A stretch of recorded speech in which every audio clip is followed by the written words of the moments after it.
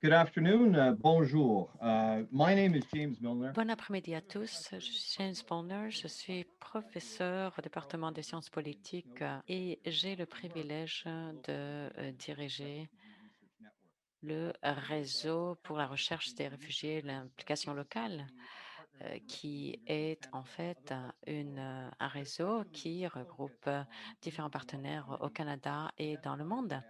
Et nous identifions les opportunités, les besoins de nos groupes de travail partout dans le monde et par le biais de la recherche, du travail, de la construction de capacités et du dialogue politique, nous travaillons pour mieux comprendre et renforcer le rôle de la société civile par rapport au fonctionnement du régime des réfugiés mondial. Je vais commencer par reconnaître que le le territoire depuis lequel je parle, eh bien, euh, est un territoire qui mérite la reconnaissance parce qu'aujourd'hui, nous parlons de l'Amérique du Nord au sein du euh, régime des réfugiés mondial, mais en fait, voilà, moi, je me trouve dans un territoire qui a certains aspects particuliers. Je souhaite insister sur le fait que je suis très content de donner la bienvenue à 200 participants partout dans le monde. Ce webinaire fait partie d'une conférence académique globale qui cherche à fêter le 70e anniversaire de HCR et qui donc a été animé par un groupe remarquable d'orateurs par rapport aux dynamiques des acteurs nord-américains, les acteurs représentants de l'État, de la société civile et comment tout le monde peut s'impliquer davantage dans le régime mondial des réfugiés afin d'établir des normes institutionnelles, d'assurer la protection et de trouver des solutions pour les réfugiés. Je suis enchantée de modérer la session avec Julie Crowdy, qui est la directrice du Centre régionale de la recherche sur les réfugiés en Afrique centrale. Et Julie, elle a une perspective très importante sur ce sujet. Elle va partager ses idées avec nous d'ici un moment. Ce webinaire, en fait, est visible et vous pouvez poser vos questions à learn@carleton.ca et vous pouvez également suivre la session avec des sous-titres et vous pouvez également suivre par le hashtag UNHCR70 et @learning. Et aussi, vous aurez les matériels du webinaire publiés sur le site web d'ici une semaine. J'espère que vous allez bien jouir du webinaire. J'espère que là où vous vous trouvez, vous êtes en sécurité et je suis très content en fait d'écouter les discussions aujourd'hui. Je vais passer la parole à Julie Crow. Merci beaucoup, James, pour cette intervention. C'est un privilège pour nous d'être partenaire avec Learn dans ce webinaire.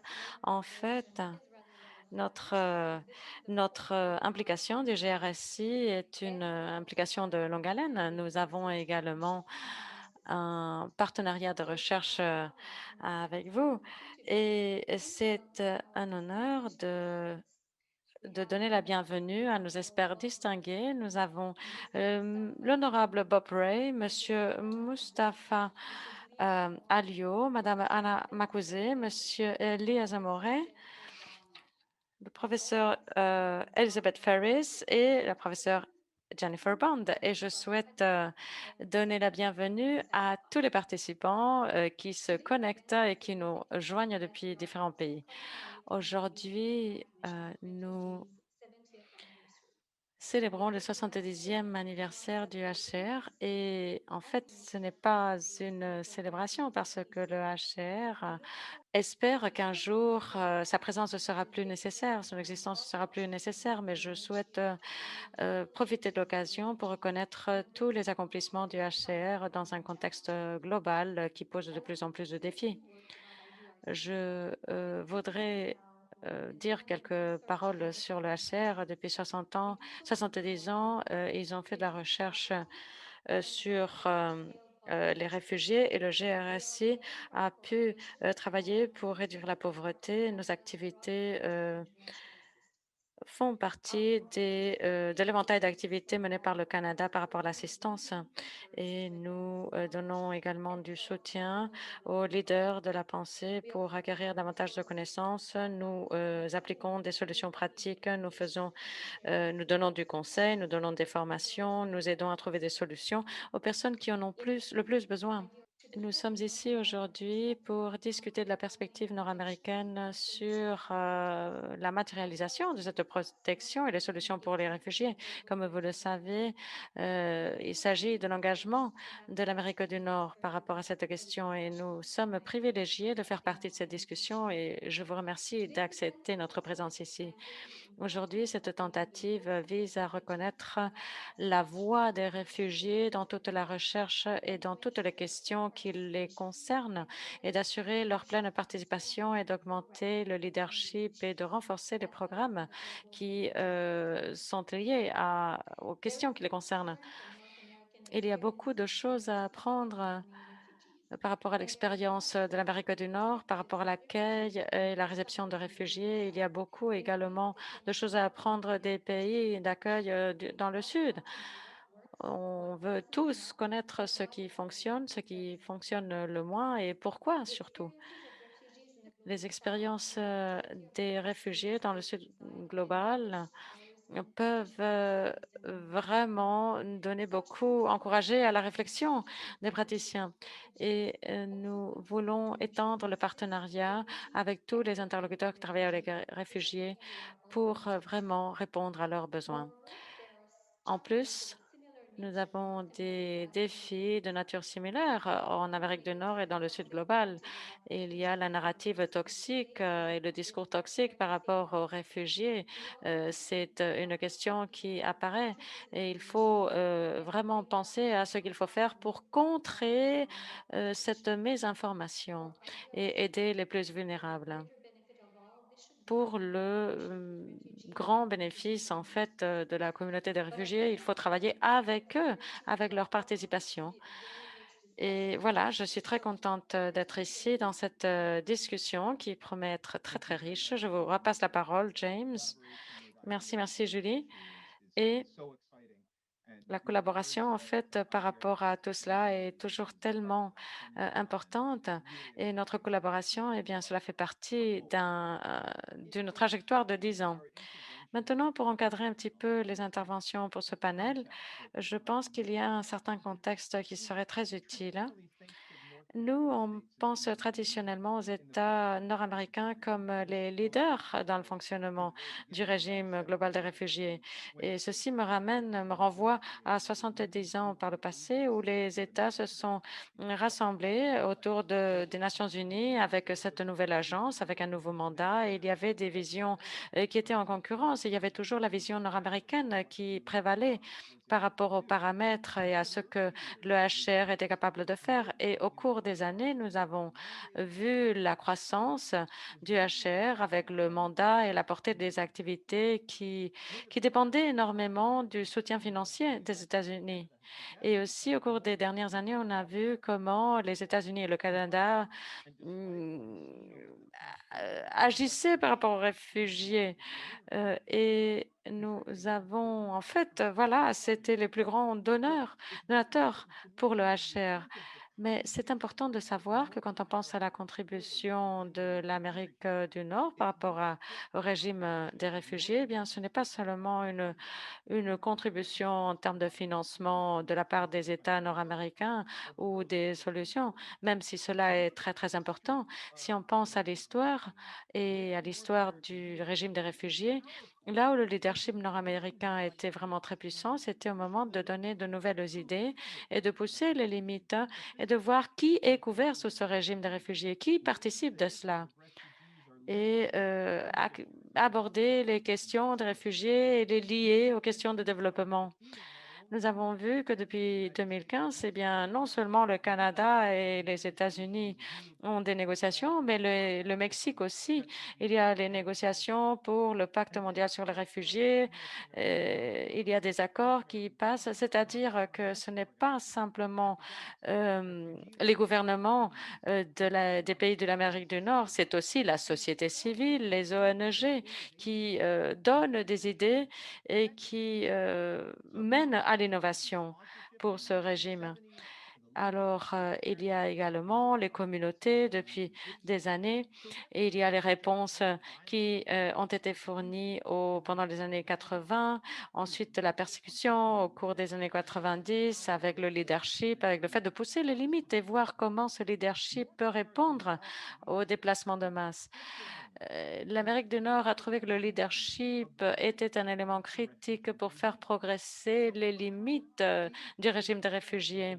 C'est-à-dire que alors que 85 des réfugiés dans le monde restent dans le sud global et dans des régions telles que le Moyen-Orient ou le sud-est asiatique ou la Corne de l'Afrique, notre conversation aujourd'hui porte sur comment le leadership nord-américain, de façon collective, peut aider, c'est-à-dire comment pouvons-nous marquer une différence et comment le régime des réfugiés et l'UNHCR, en tant qu'institution qui représente ce régime, eh bien, comment cela est significatif, où ce régime est capable de porter des solutions telles que le mandat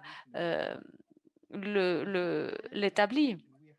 Et vraiment, pour répondre à toutes ces questions, nous avons un groupe exceptionnel d'intervenants. Moi, je vais m'adresser à eux, un à la fois, et je vais leur demander de voir quelles sont les opportunités critiques par rapport au mandat du NHR qui pourrait nous aider pour avancer au cours des 10 prochaines années, c'est-à-dire quel serait notre agenda pour l'avenir. Et je vais vous demander à tous de répondre à la question en 4 à 5 minutes. Ensuite, nous aborderons la question suivante. Comment matérialiser la solution collective que nous souhaitons voir? Je vais me tourner tout d'abord à l'ambassadeur du Canada auprès des Nations unies, Monsieur l'honorable Bob Ray, qui a en fait un énorme bagage dans toutes ces questions, mais en fait, au, au mois d'août, il a émis une série de recommandations fantastiques par rapport à comment nous devrions aborder la question des réfugiés et comment voilà, comment aborder le sujet en se basant sur son expérience et son leadership par rapport à la réponse du Canada par rapport aux réfugiés Rohingyas au Myanmar.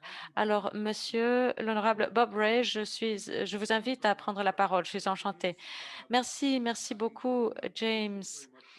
J'apprécie énormément que vous m'ayez donné l'opportunité de vous joindre et vraiment, je suis ici depuis je vous parle de la maison, depuis chez moi et c'est vrai que nous avons dû modifier un petit peu nos bureaux, avec le confinement, mais je suis enchantée d'être ici. Je vais commencer par dire, que j'ai beaucoup apprécié, l'éducation que j'ai reçue et tout ce que les personnes avec lesquelles j'ai travaillé m'ont apporté en nous centrant sur cette question des réfugiés et sur la crise humanitaire et la crise dans laquelle nous sommes immersés. Et j'apprécie euh, les propos de James et des panélistes qui m'ont précédé.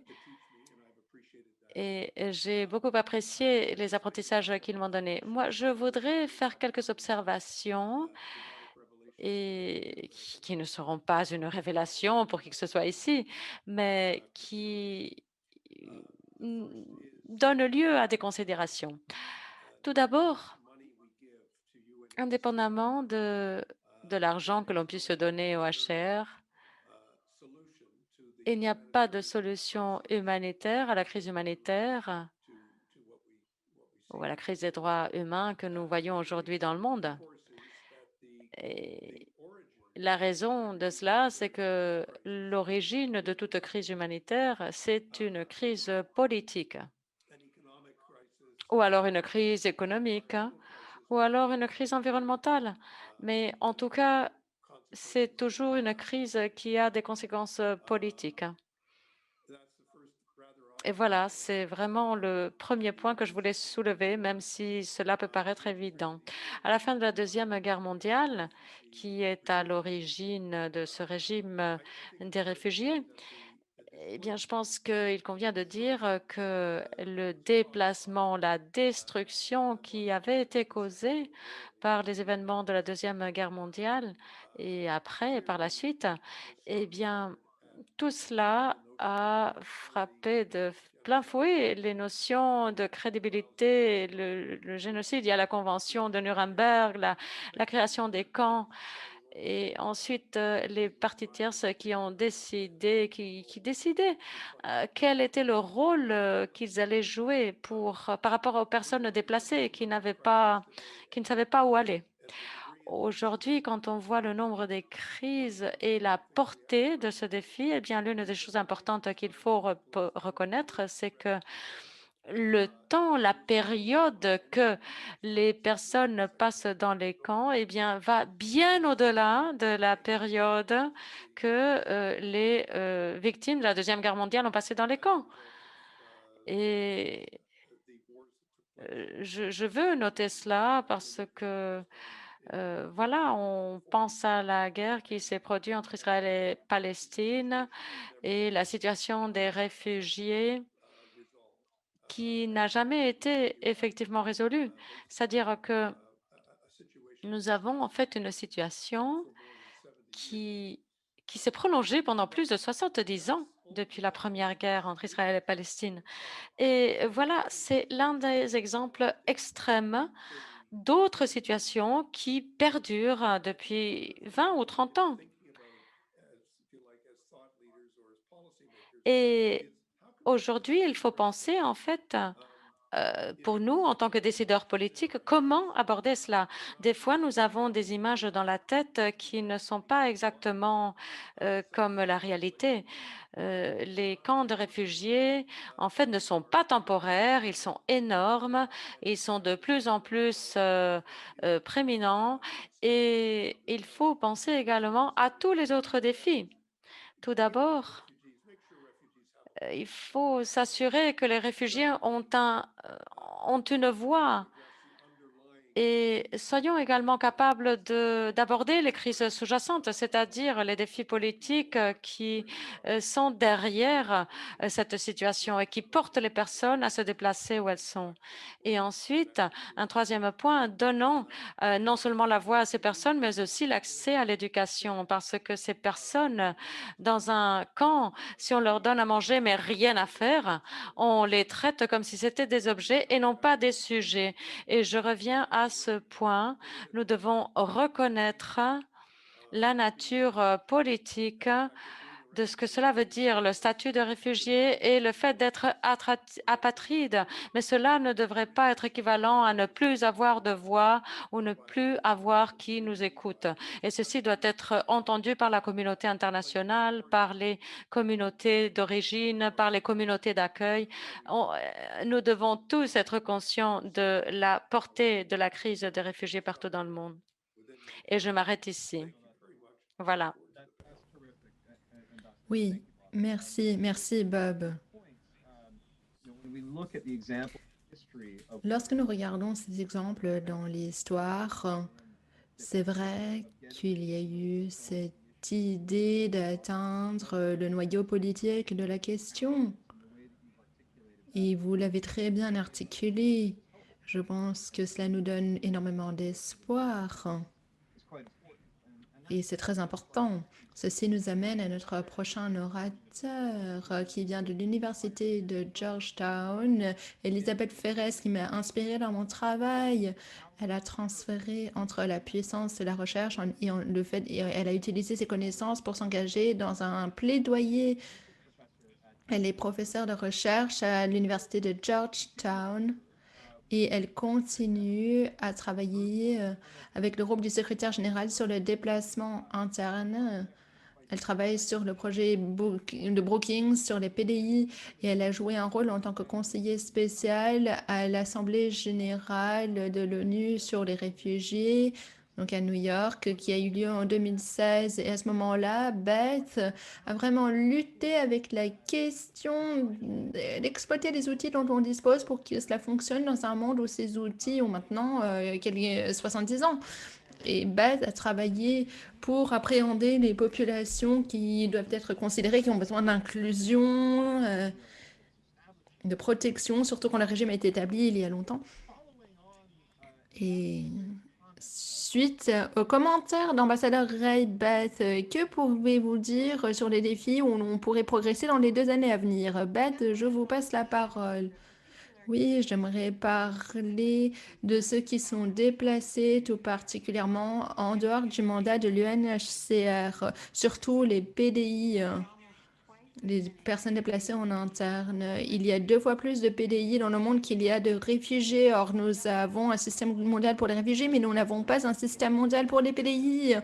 Et ceci nous donne et ceci veut dire que la responsabilité des PDI se trouve avec leur gouvernement pour les appuyer, pour trouver des solutions. Nous pouvons tous trouver des exemples où ces gouvernements font partie en fait de la cause des PDI, de l'existence des PDI. Nous n'avons toujours pas trouvé une bonne solution et cela fait 20 ans depuis que qu'il y a eu ces directives sur les PDI qui a été présentées aux Nations Unies. Il y a eu beaucoup de réformes, les réformes humanitaires au niveau du développement, au niveau des clusters. Et tout ceci était pour s'adresser à la question de qui est responsable pour les PDI. Certes, nous n'avons toujours pas une très bonne réponse à cette question. Nous nous sommes améliorés au niveau de la réponse humanitaire, mais nous avons toujours énormément de mal à trouver des solutions pour les PDI. Et il y a beaucoup de choses en commun, comme l'ambassadeur Ray vient de souligner. Il y a la nature élargie du déplacement. Cela veut dire que les humanitaires ne sont pas dans la meilleure position pour trouver des solutions, soit pour les PDI ou les réfugiés. Et alors, lorsque nous pensons à l'UNHCR et son rôle dans la gestion des PDI, après il y a eu beaucoup de rapports au niveau opérationnel et l'UNHCR travaille avec les PDI souvent, tout particulièrement dans des pays où il y a aussi des réfugiés. Mais pour ce qui est de l'architecture institutionnelle et tout particulièrement la question de comment engager les bonnes parties prenantes. Nous avons vu des initiatives avec la Banque mondiale, des initiatives avec la PNUD et d'autres agences de développement, mais il demeure une tendance de penser que les PDI, c'est de l'humanitaire, on a trop à faire, que les humanitaires le gèrent. Et donc, je pense que nous devons faire face à cette question. Donc, tout d'abord, quel est le rôle de l'UNHCR vis-à-vis des PDI? Et deuxièmement, quel est le rôle de l'UNHCR dans un contexte plus général, dans une architecture plus globale?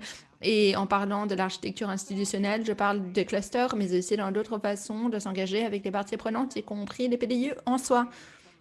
Et ceci pour trouver des solutions pour leur déplacement.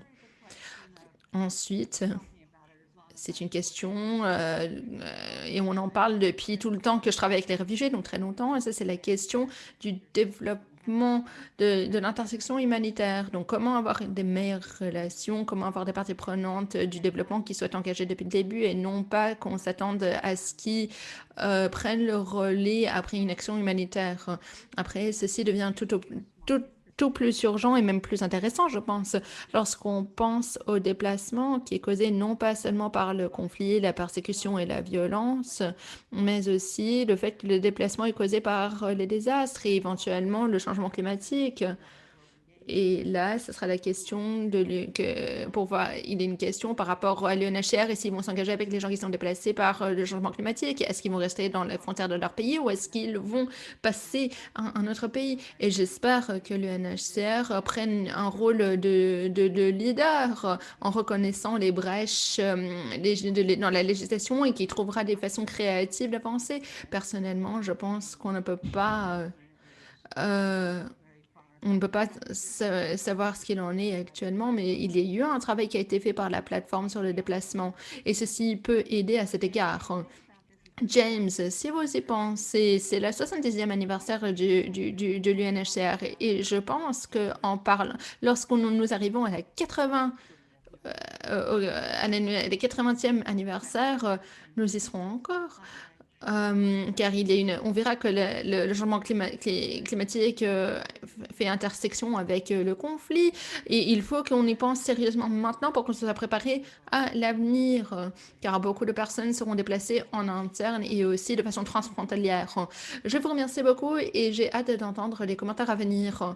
Oui, merci beaucoup, Beth. C'est vraiment une présentation très puissante et il est intéressant de le noter car lors du 70e anniversaire de l'UNHCR, le commissaire a envoyé un document, comme on a dit dans l'introduction. Ce n'est pas un anniversaire à fêter. Plutôt, espérons que lors du 80e ou 90e ou 100e anniversaire, qu'on n'ait plus besoin d'avoir l'UNHCR. C'est l'espoir de nous tous. Et vous l'avez présenté de façon très intéressante. Et ça fait le lien entre les réponses humanitaires et les réponses de développement. Et ceci nous amène à notre prochain intervenant, Lia Zamoré, qui nous parlera. Elle a fait un travail fascinant.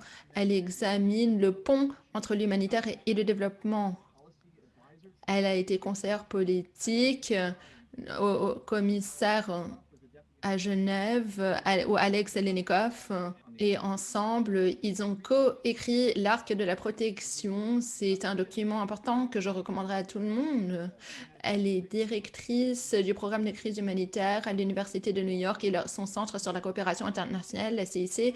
Elle est une des dirigeantes qui regardent les réponses aux réfugiés et comment faire le lien entre les outils que nous avons, surtout avec les institutions financières, la Banque mondiale et de plus en plus le Fonds monétaire international. Léa, je vous pose la question.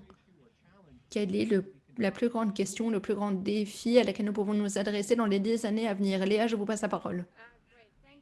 Oui, merci James, merci de m'avoir invité à cette session. Je me réjouis d'être là.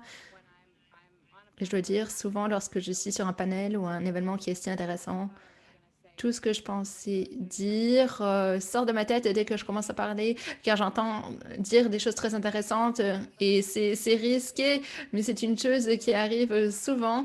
Donc, je préfère parler d'une façon un peu plus libre, plus spontanée. Et dès le début, je dois dire que les modérateurs ont donné aux panélistes un gros défi, c'est de choisir un défi pour les 10 années à venir, étant donné tous les défis qu'il y a et leur influence, tout particulièrement depuis la COVID. Et j'aimerais surtout mettre en exergue une question particulière, et je pense que cette question est la plus importante, ou représente un des défis les plus importants, c'est-à-dire l'impact dévastateur dans l'économie. Comme James a dit, et beaucoup de personnes le savent, la plupart des réfugiés vivent dans des pays en voie de développement qui ont déjà du mal à fournir des services et de la protection et des opportunités pour leurs propres citoyens. Ensuite, le monde continue à leur demander d'accueillir des réfugiés sans partager la charge avec eux de façon équilibrée.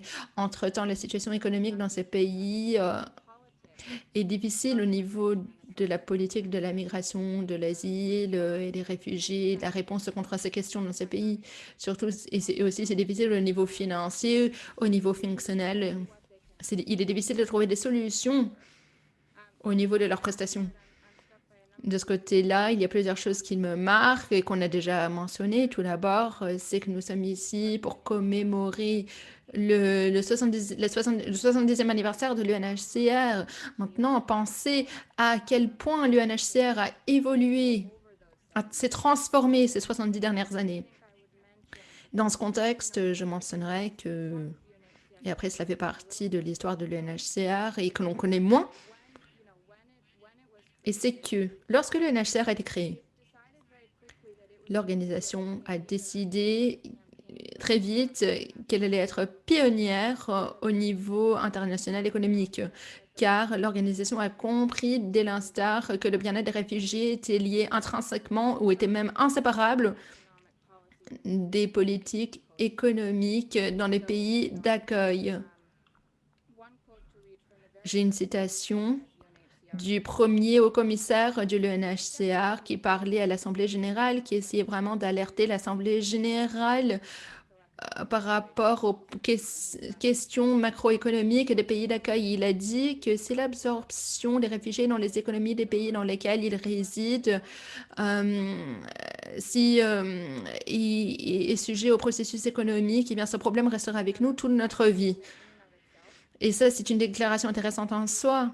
C'est une déclaration intéressante pour une institution. On leur a donné un mandat de 3 ans pour résoudre la question des réfugiés. Ils avaient un budget de 300 000 $ et on leur a donné 3 ans pour résoudre la question. Et lui parlait devant l'Assemblée générale en disant vous nous avez donné un problème où l'on peut que échouer. Et là, il s'agissait sans parler de la crise européenne des réfugiés, mais lui a dit on ne peut pas résoudre ce problème si on ne résout pas les questions macroéconomiques dans ces pays où résident la plupart des réfugiés. Je pense que ceci est une perspective essentielle, souvent une perspective évidente. Et je dirais aussi que lui parlait des processus économiques en temps normal. Donc, si ces questions continuent, nous ne pouvons pas réussir. Il a continué à faire un plaidoyer de façon assez réussie, car il disait qu'il fallait qu'il y ait un grand stimulus, il fallait qu'il y ait un programme de reconstruction où les réfugiés étaient absorbés et inclus. Et ceci a eu lieu. Les réfugiés d'abord étaient exclus du plan Marshall et par l'UNHCR, entre autres, ils étaient éventuellement inclus. Et le problème des réfugiés a été résolu de cette façon-ci dans leur vie. Maintenant, aujourd'hui, nous avons besoin d'un autre plan Marshall pour les réfugiés dans les pays qui les accueillent. Pas seulement car c'est le niveau de financement qu'ils ont besoin, étant donné la dysfonction économique et le niveau de crise dans la plupart des pays d'accueil, mais aussi parce qu'il y a une vision économique qui était sous-jacente au plan Marshall, et c'était la vision économique progressive dont on a besoin. Si l'assistance du développement, si l'assistance internationale était à l'avantage des réfugiés. Et donc, c'est le genre de fait historique que nous devrions réapprendre et réabsorber. Il ne s'agit pas seulement de quantité, mais il s'agit d'apprendre de l'échelle des problèmes économiques, mais il faut aussi une vision. La Convention des réfugiés en soi est un nouveau document qui parle du welfare state, de la sécurité sociale, de l'inclusion progressive et d'un marché de travail équitable. Et ceci réanime le rôle de l'UNHCR dans ce genre de discussion, qui a déjà joué ce rôle, qui a déjà eu ce mandat. Je pense que c'est essentiel, tout particulièrement à un moment où les autres types de solutions, comme le repatriement, même sous la nouvelle administration Biden, ne sont toujours pas possibles pour la plupart des réfugiés. Et donc, si nous parlons de comment, à un niveau matériel et concret, améliorer les conditions de vie de la plupart des réfugiés au niveau mondial, là, il s'agit de soulager les conditions économiques dans les pays d'accueil. Et ceci demande plus de fonds à l'échelle du plan Marshall et aussi une autre vision pour voir comment avancer. Merci beaucoup, Léa. C'était très puissant. Il y a une telle connexion entre ce que vous avez dit, ce que l'ambassadeur Ray a dit. Il s'agit de cette notion. Nous connaissons la logique. D'un certain point, nous avons des outils, nous disposons des outils. Et la citation que vous avez lue du haut-commissaire tout au début du travail de l'UNHCR est si pertinent. Et ce travail-là est si pertinent à la situation d'aujourd'hui. Et il faut voir comment développer ce courage en tirant des leçons de notre histoire, en voyant comment on a résolu ces questions dans le passé. Il y a eu des situations étendues de réfugiés dans le passé. C'est vrai qu'il y a de nouveaux défis, oui, mais il faut construire sur cette confiance en voyant ce qui a été possible dans le passé. Nous vous remercions pour vos commentaires et nous allons revenir sur ces thèmes. Nous allons passer maintenant à une autre Sur un autre sujet où nous pouvons encore une fois construire sur l'histoire dans le passé, c'est le rôle des réfugiés en soi dans le cadre de la région. Il y a un travail effectué récemment de Kristen Harley de l'Université de New South Wales qui a examiné le rôle des réfugiés dans le développement très précoce de l'UNHCR et son institution et le régime mondial des réfugiés. Et il faut se rappeler de cette histoire. Ceci a été conçu par Mustapha Aliou et nous l'invitons à se joindre à la conversation. Lui-même a fait partie de l'histoire en 2019, en décembre, où il a été le premier conseiller des réfugiés à une délégation à une réunion. Il était avec la délégation canadienne au Forum mondial des réfugiés pour les réfugiés et il a donc concrétisé son engagement au niveau du pacte mondial sur les réfugiés, en disant que les réfugiés doivent faire partie de la prise de décision sur les questions qui les affectent. Mustapha est un cher ami, un cher collègue qui a démontré un tel leadership et tellement de courage lorsqu'il a démontré les contributions que peuvent faire les réfugiés dans son travail en tant que cofondateur et maintenant en tant que directeur exécutif de Jumpstart Refugee Talent, une organisation qui fait un travail incroyable pour démontrer les contributions des potentiels réfugiés à l'économie canadienne et pour s'adresser aux besoins du marché du travail. Et aussi, il travaille au niveau mondial et cela fait 5 ans qu'il travaille avec le réseau pour les voies des réfugiés. Il est un des leaders dans le sommet des réfugiés en 2018 et lui contribue énormément d'expertise au niveau des questions dont on discute aujourd'hui. Mustapha, je vous passe la parole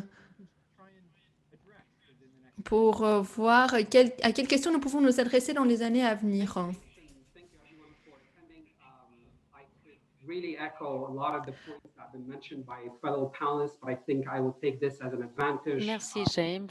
Je pourrais rebondir sur pas mal de choses qui ont été dites. Je crois que je vais profiter de l'occasion et je vais dire quelque chose qui est sans doute évident. La situation des réfugiés, en fait, ce qu'il faut faire au cours des 10 prochaines années, la transition par rapport aux réfugiés et le fait d'avoir un partenariat égalitaire par rapport aux réfugiés. Enfin, je pense que je pourrais vous donner quelques chiffres et ma perspective ainsi ne serait pas tout simplement un avis ou une opinion. Je voudrais vous dire que d'après les données du HCR, le budget demandé pour l'année 2020, eh bien, il a consisté de 4,1 millions de dollars. Il y a un autre chiffre qui a été estimé par l'Institut de Sydney pour l'économie et la paix qui dit qu'en 2050, nous espérons 1,2 milliard de personnes réfugiées et déplacées. C'est-à-dire que la situation ne va pas devenir plus facile. Je pense que ce que ces chiffres nous disent, et c'est un petit peu l'observation, mais il faudra plus de recherche là-dessus, eh bien, on voit quel type de régime et on voit également pour les DPI, pour les déplacés internes, et on voit quelle est la possibilité de prendre en charge les déplacés internes. Et là, c'est vraiment le coût de cette prise en charge est une barrière. Ce que je veux dire, c'est que définitivement, il y a un besoin d'une solution et d'une nouvelle méthodologie pour être beaucoup plus efficace avec un moindre coût. C'est-à-dire que nous voyons les nombres de réfugiés qui augmentent et on voit que les personnes qui s'occupent des réfugiés, il y en a de moins en moins. C'est-à-dire que l'UNHCR doit penser à une approche tout à fait différente et qui soit beaucoup plus coût-efficace et qui soit beaucoup plus flexible dans sa stratégie. Et je pense que la seule façon d'adopter Cela, enfin, l'une des seules façons, peut-être, si vous voulez, parce que je ne veux pas exagérer non plus, l'une des façons de travailler, c'est de bâtir un partenariat robuste et de faire confiance aux réfugiés. Et sans doute, vous savez qu'il y a une question de confiance qui se pose par rapport à la réponse à ce problème. Et l'UNHCR doit commencer à investir sur la construction de capacité des réfugiés et sur la confiance par rapport aux réfugiés. Nous avons besoin vraiment d'un partenariat pour aborder les besoins des réfugiés. Et nos organisations ont prouvé qu'elles peuvent faire plus avec moins et qu'elles peuvent concevoir des solutions bien plus efficaces. Et peut-être le dernier point que je veux avancer, c'est que voilà, nous assistons à cette croissance et moi j'espère qu'il y aura aussi une croissance du soutien parce que c'est très frustrant de voir que les chiffres et les tendances ne changent pas. Amnesty disait qu'il y a 2% du financement qui va aux réfugiés. Maintenant, nous en sommes à moins de 1%. C'est-à-dire qu'il y a de plus en plus de discussions autour de la question des réfugiés, mais il y a de moins en moins de fonds qui sont destinés à cette question. Et je pense que le dernier point que je veux soulever, je vais le lire. Je pense qu'il faut considérer davantage la reconnaissance des facteurs environnementaux comme le changement climatique par rapport aux personnes déplacées. Il faut considérer cela. Et le dernier point, c'est que il faut développer des méthodes claires pour partager la responsabilité par rapport à cette réalité, c'est-à-dire que la plupart des réfugiés sont accueillis dans des pays pauvres. Et comme Monsieur l'ambassadeur l'a dit, c'est pas quelque chose de temporaire, ça va être des situations prolongées. Et il faut donc changer un petit peu la mentalité, il faut changer la perspective, il faut plus de partage de responsabilités, il faut une méthodologie beaucoup plus pratique sur le terrain. Merci, merci beaucoup, Moustapha. Et Lia a dit auparavant, elle a signalé à quel point c'est difficile, en fait, de laisser les points que l'on veut citer dans le temps qui nous est imparti, c'est vrai. Et la conclusion qui émerge est très puissante par rapport au fait de ne pas vraiment mettre suffisamment l'accent sur la réalité que nous avons devant. Et il faut commencer à reconnaître en effet que le fait d'inclure les acteurs qui, de façon traditionnelle, ont été à l'avant-garde de ce problème, eh bien, c'est important de les inclure. Il y a donc le personnel qui travaille avec les réfugiés. Nous avons vu au cours de la pandémie de la COVID également. Mais le deuxième groupe qu'il faut reconnaître également, c'est les communautés de la société civile. Et comme on l'a dit, les premiers intervenants. Et la société civile qui est intervenue non seulement auprès des gouvernements et en s'exprimant, mais aussi en étant à l'avant-garde d'un nouveau dialogue politique. Comme Monsieur l'ambassadeur l'a dit au début de la conversation, il y a l'importance centrale de la volonté politique, du fait de vouloir passer aux solutions. C'est crucial d'entendre la voix des réfugiés. Comme on a vu dans le cas du Canada et aussi ailleurs, toutes les communautés qui s'impliquent à la réponse pour les réfugiés, euh, eh bien, elles avancent mieux. Maintenant, je vais passer la parole à ma collègue Jennifer Bond à l'Université d'Ottawa. Et en fait, elle a beaucoup de rôles et je ne sais pas comment elle fait pour tellement bien les dérouler. Jennifer est non seulement professeure de droit à l'Université d'Ottawa, mais elle est également la directrice du Hub des réfugiés, un groupe qui relie la recherche et l'action par rapport à des questions sur les réfugiés ici au Canada, mais elle préside également l'initiative de parrainage. Et en fait, cela fait quelques années déjà, il y a tellement de choses. Et Qu'avons-nous fait pour créer cette inertie et pour tenter de forger un dialogue? Alors, je vais poser la question à Jennifer parce que nous avons besoin de bâtir cette réponse et nous avons besoin d'interpeller les citoyens pour qu'ils prennent des actions. Et vraiment, quels seraient les défis au cours des 10 prochaines années? Merci beaucoup, James, et merci beaucoup aux intervenants qui m'accompagnent, en fait, pour les réflexions brillantes. Je suis toujours tentée d'intervenir, mais en fait, j'attends bien sûr la modération de James et je vais me centrer à la question qui m'est posée. Mais je vous remercie à tous de vos commentaires. James, en fait, je vais un petit peu prendre un pas en arrière par rapport au parrainage et je vais m'intéresser à la question sur qu'est-ce que le HCR peut faire et sur quoi peut-on mettre l'accent au cours des prochaines années. Et je souhaiterais remarquer l'importance de reconstruire la volonté politique pour notre agenda sur la protection. C'est quelque chose d'absolument critique.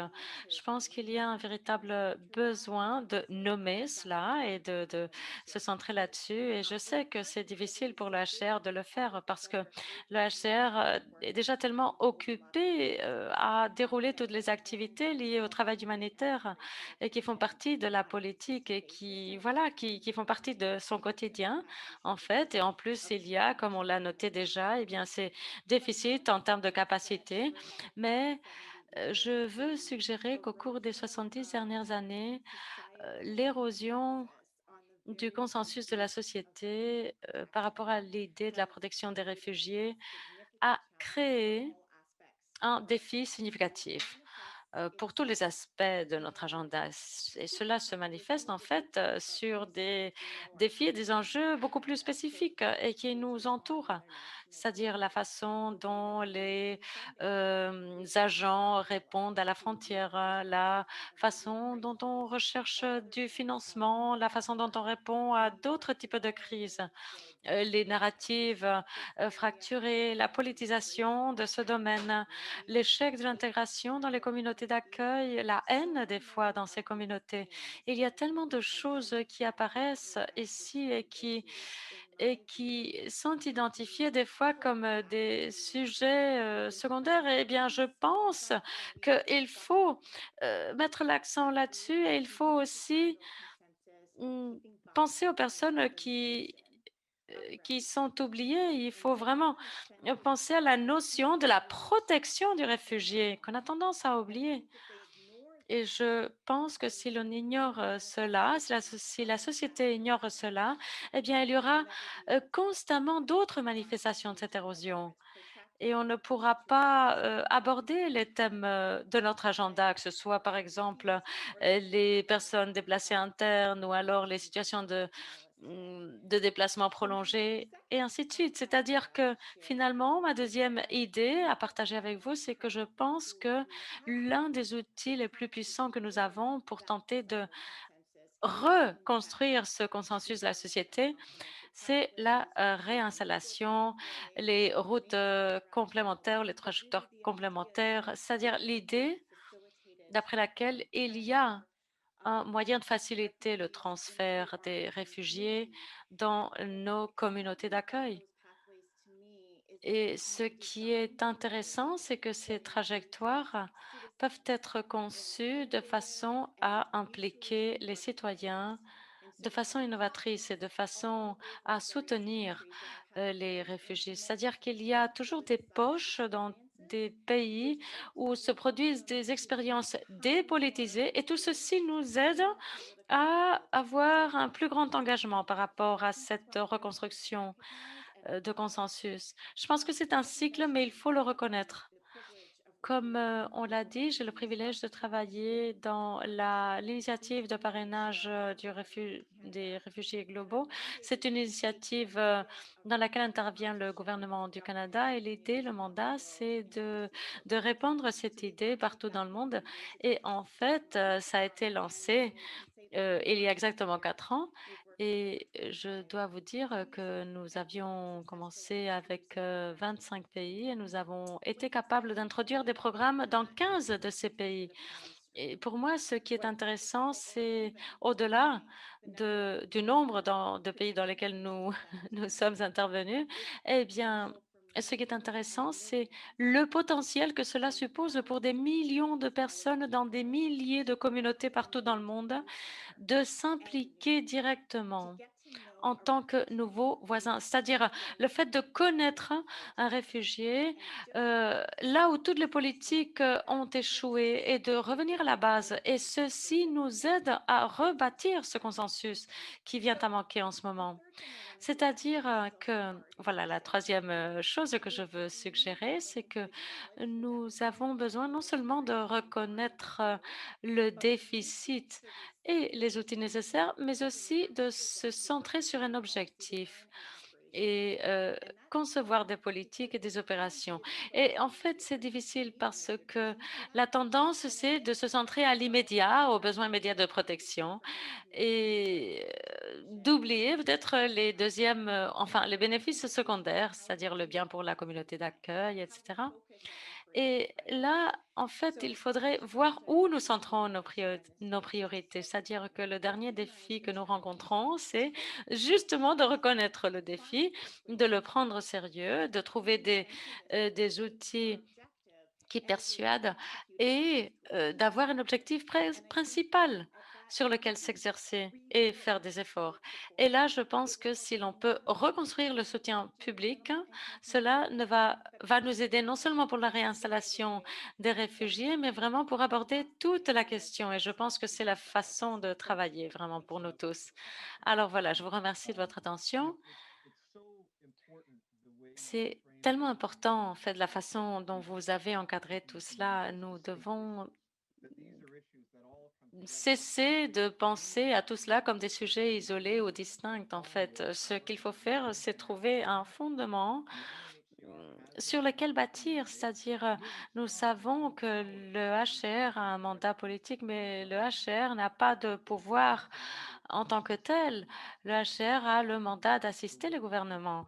C'est-à-dire que la façon dont vous avez encadré ce sujet est tellement utile et ceci me permet de me tourner vers Anna et de voir comment avancer, c'est-à-dire la deuxième partie de notre conversation, c'est comment s'y prendre.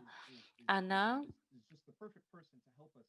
est la personne la mieux placée pour nous aider à penser à cela, non seulement d'après son rôle, elle est conseillère au sein de la Fondation et de l'initiative de la migration internationale, elle est également euh, leader de la politique de la migration en Amérique latine et je souhaite maintenant penser à cette idée d'un continuum entre différentes questions qui se posent en Amérique latine, au Mexique, aux États-Unis, au Canada. Et je voudrais savoir quelle est la perspective, en fait. Je voudrais savoir la perspective d'avoir été conseillère du ministère des Affaires étrangères au Mexique et comment le Mexique joue ce rôle entre pays d'accueil de réfugiés et aussi comment être les grands contributeurs pour les plans de réinstallation. Anna a travaillé avec différents pays et nous, elle nous fournit un petit peu la perspective politique et à quel point ceci est essentiel. Anna, soyez la bienvenue, vous avez la parole. Merci, merci beaucoup, James. J'espère que vous m'entendez correctement. Peut-être un petit peu plus fort. Merci beaucoup. Merci beaucoup à tous. Et je suis enchantée de joindre un groupe d'experts tellement formidable. C'est dur d'être la dernière à prendre la parole, mais par rapport à la question, par rapport à la perspective des défis du Mexique et de l'Amérique centrale, bien sûr, j'ai réfléchi à la situation et avant de vous parler du comment et des dynamiques politiques, à savoir comment aborder tout cela, eh bien, je dois dire que l'opportunité clé ou le défi clé aujourd'hui pour le HR, c'est le besoin d'aborder un besoin de protection systémique dans ce corridor et faire cela de façon durable. Parce que nous sommes tous conscients que les standards de protection en dehors du Canada, eh bien, ont décliné. Nous avons des programmes comme les protocoles de la migration. Nous avons des accords avec d'autres pays. Nous avons différentes pratiques par rapport aux demandeurs d'asile. Et en fait, je pense que voilà, tout cela, en ce moment, empêche la possibilité de demander de protection dans la région. Et il faut être beaucoup plus humain. Et du point de vue de la gestion de la migration, tous ces programmes n'ont pas été efficaces. Et je pense que c'est quelque chose que les leaders politiques de la région doivent comprendre. Avec le changement d'administration aux États-Unis, je pense qu'il y a l'opportunité politique de considérer une approche régionale différente en partenariat avec les différents gouvernements, les différents acteurs, en compréhension des conditions sur le terrain, c'est-à-dire de bien penser à ce que nous pouvons faire effectivement pour la gestion de la migration en assurant la protection partout dans la région, en incluant l'accès à l'asile, en répandant tout cela, en répandant les options de protection. C'est-à-dire, je pense que dans ce contexte, le HCR a des opportunités et je dirais que il y a cette fenêtre politique qui n'est pas infinie et qui est fragile, mais qu'il faut saisir. Et il y a déjà des mécanismes régionaux qui sont établis pour des groupes. Je vais vous dire un exemple, en fait. Le HCR devrait avoir un rôle prévalent. Et avec l'annonce de l'administration des États-Unis par rapport au centre en Amérique centrale et par rapport au traitement des personnes déplacées pour la réinstallation aux États-Unis et dans d'autres pays, eh bien, que ce soit le Canada ou le Mexique ou d'autres pays de l'Amérique du Sud, c'est un développement important qui peut ouvrir des opportunités qui peuvent augmenter la protection dans la région. Mais ceci aussi pourrait mal tourner. Il y a aussi des exemples où cela ne s'est pas bien passé, ou des exemples en Europe ou dans d'autres endroits.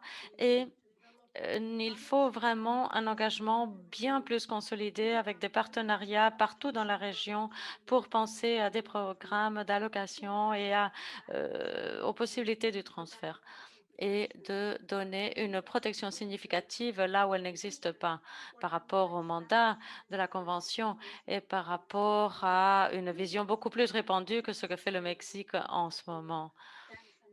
Et nous parlons de dizaines de milliers de personnes aujourd'hui. C'est-à-dire que je pense que le HCR doit profiter de cet élan, de cette inertie ou de cette opportunité, en fait, pour que d'ici 10 ans, les personnes aient plus d'accès qu'aujourd'hui à la protection. Et voilà, je parlerai plus tard du comment. Merci. Ce que j'aimerais faire, c'est de revenir vers vous sur le comment, car je sais que vous avez beaucoup d'idées. Ce que j'aimerais faire, c'est maintenant passer à cette question. Comment est-ce que les parties prenantes de l'Amérique du Nord, pas seulement les États, mais aussi les acteurs dans la société civile, les chercheurs d'autres organisations, comment pouvons-nous travailler ensemble pour construire au-delà de cette histoire? Mustapha a parlé des opportunités dont nous disposons, Bob aussi, et Jennifer aussi, on en parlait. Et Anna, comme vous avez dit, il y a un réel moment actuellement. Et comment tirer profit de ce moment?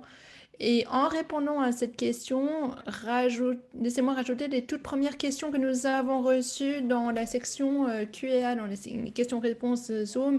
Et veuillez, participants, veuillez utiliser cette petite boîte, car les intervenants ont été si magnifiques en respectant les temps, c'est qu'il y aura le temps de répondre à vos questions. Donc, que les intervenants réfléchissent à cette question pour voir comment avancer et voir à quoi ressemble une approche collaborative en Amérique du Nord. Non pas seulement entre les États-Unis et le Canada, mais une approche collaborative qui étend au-delà dans toute l'Amérique du Nord, qui comprend toute la société, à quoi est-ce que cela ressemblerait, comment l'accomplir. Et tout en y réfléchissant, pensez aux questions dans la section questions sur Zoom. Il y a une question sur Twitter d'ailleurs, qui a dit que c'est bien que les États de l'Amérique du Nord parlent de ces questions. Ils ont fait un bon travail. C'est vrai qu'ils ont contenu les réfugiés au-delà des frontières.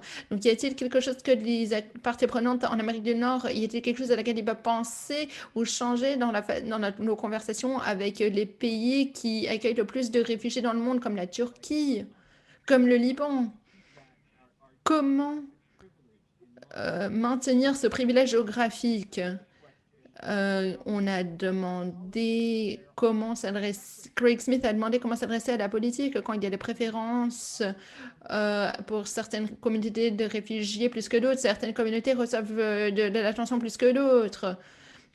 Et ceci se rattache à une question de Christian Wolff, je crois, à Genève. C'est un des seuls en disant qu'on a suivi le pacte mondial et se préoccupe des réponses qui renforcent cette dichotomie que ceux qui rentrent dans des catégories sont ceux qui ont un certain mérite. Et lorsqu'il y a plus de spontanéité, ceci peut être plus contenu. Sinon, il y a une question aussi en disant qu'on parle de l'engagement dans les questions au niveau du développement et c'est l'UNHCR a un mandat non politique au niveau de sa réponse. Il faut reconnaître que la politique de l'éducation, de l'accès à l'emploi sont des problèmes profonds. Est-ce qu'on peut s'attendre à ce que l'UNHCR s'engage avec ces questions?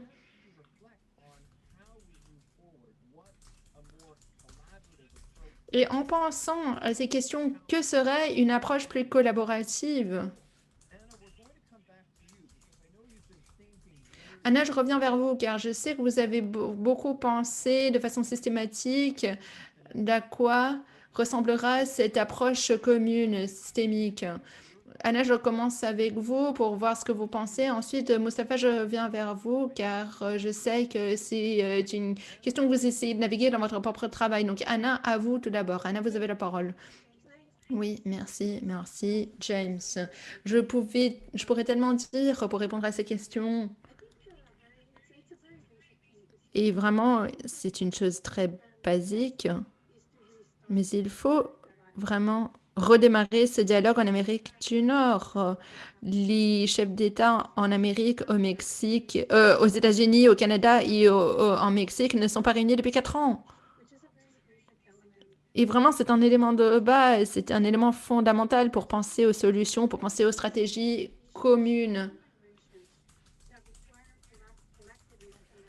Et il faut ce dialogue collectif, ce leadership qui comprend aussi une reprise dans l'économie, un redressement. Bien sûr, il y a des défis, mais les 3 pays ont des intérêts communs, partagent ces choses et doivent considérer leur réponse à ces questions en commun et de montrer l'exemple. Je sais que c'est facile que certains pays disent que vous devriez faire telle ou telle chose.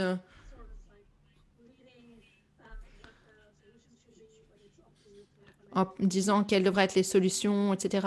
Mais c'est pour cela que je pense qu'il est important de repartir dès le début et qu'il y ait un sommet des chefs d'État de l'Amérique du Nord au Mexique, un pays émergent qui que ceci soit suivi d'un dialogue après qu'il y ait un sommet régional qui comprend d'autres pays, pas seulement les pays dans ce triangle, mais aussi par exemple le Honduras et le Guatemala. Et ce sont des pays qui reçoivent beaucoup de migrants, beaucoup de réfugiés, qui ont des partenariats avec des comités de réfugiés ou d'autres secteurs. Et ces pays devraient faire partie de la solution, devraient faire partie de cette conception, de cette visualisation des stratégies. Il faut commencer avec un sommet des leaders de l'Amérique du Nord et ensuite au niveau régional. Donc, il faut une coopération, un leadership en Amérique du Nord en montrant l'exemple au niveau des solutions régionales. Et ensuite, il faut reconnaître la nature continue de la migration. Et il faut qu'il y ait des investissements et des étapes pour élargir et mobiliser, pour penser aux réfugiés, aux demandeurs d'asile, etc. Et on devrait suivre cela d'un engagement régional beaucoup plus large. Ce serait un geste très important pour montrer cette volonté politique qui est aussi très importante dans la région afin d'avoir cette approche de protection régionale de façon différente. Et une réunion réussie pourrait vraiment avoir beaucoup d'effets partout dans les Amériques. Donc, il y aura une réunion aux États-Unis la deuxième moitié de cette année où les pays pourraient venir montrer les actions et les réussites qui ont eu lieu pour progresser, faire des progrès sur cet ordre du jour. Je sais mes collègues vont en parler, mais pour ce genre de dialogue, il ne faut pas seulement qu'il y ait des agences internationales comme l'UNHCR et les banques internationales du développement, mais il faut aussi que la société civile participe. C'est une chose qu'on a moins vue au sens général. Il faut aussi qu'on parle avec les communautés des réfugiés et des déplacés. Oui, merci beaucoup, Anna. Je pense que la façon dont vous en avez que vous avez décrit ce moment actuel est très puissant. Et si vous pensez à l'élan qui a démarré en 2016 avec le sommet des chefs d'État, des dirigeants. On a identifié ce groupe noyau d'États importants et c'est important que ce ne soit pas un État qui dirige seul, mais plutôt il faut que ce soit une coalition d'États qui s'oriente vers une direction spécifique. Après, c'est très difficile à faire par le comité exécutif de l'UNHCR à cause de sa position par rapport aux politiques, mais peut-être que ce genre d'élan politique peut être démarré est une chose à laquelle nous devons prêter attention. Et vous avez mentionné à la fin que ce sont les gouvernements qui peuvent faire ces engagements. Oui, mais il y a d'autres parties prenantes qui doivent y prêter leur voix de façon importante au niveau politique et de façon morale aussi. Moustapha, je reviens vers vous car vous souhaitez sans doute faire un commentaire au niveau de l'opportunité que vous percevez pour une approche commune, une approche conjointe pour répondre à ces questions. Suite à ce qu'a dit Anna, et étant donné ces questions au niveau de la dichotomie,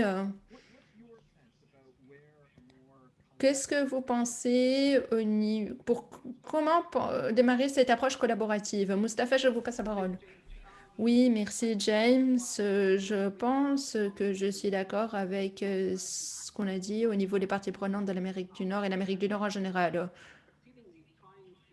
Car ils doivent réussir au niveau des réfugiés, surtout au niveau des chiffres.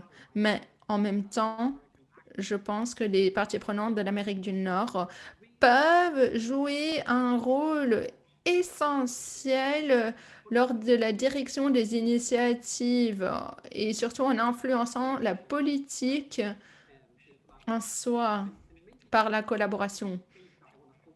J'aimerais penser à 3 choses. Premièrement, la communauté des réfugiés et le repatriement, c'est un modèle où l'on peut vraiment avoir toute une communauté qui participe dans ce travail. Les gens, pas seulement la société civile, mais les citoyens privés aussi. Je pense qu'il y a énormément d'opportunités Et je vous remercie à vous tous de l'avoir dit, car ce genre de modèle peut être fait dans d'autres pays. Nous espérons que nous pouvons travailler sur ces approches collaboratives de cette façon. Deuxièmement, Ray l'a dit un petit peu, mais il s'agit d'une transition de penser aux réfugiés en tant que sujet. Peut-être il faut penser à un modèle qu'on a vu récemment dans le Canada, où on a essayé un espèce de concept différent. Peut-être qu'on a essayé de le faire au Mexique aussi, mais au Canada, il y a le programme des trajectoires pour les réfugiés pour qu'ils puissent être alignés avec des emplois vis-à-vis de au niveau de en accord avec leurs compétences, afin qu'ils puissent contribuer à la communauté généralement. Et il est bon de mentionner qu'une partie de ces trajectoires, c'est que beaucoup de personnes ne le savent pas. Il y a des organisations menées par des réfugiés où eux sont les catalystes des approches. Et Jumpstart Refugees au Canada ont mené une conversation avec les employeurs. Et en 2017, aussi en Australie, où il y a une organisation qui l'a fait, c'était les leaders réfugiés au Liban qui ont créé la toute première plateforme pour la collecte des données. Et j'espère voir ce modèle répété. Et peut-être que les parties prenantes en Amérique du Nord pourraient fournir plus de trajectoires pour les réfugiés. On n'en a pas tellement parlé, mais il y a beaucoup d'opportunités.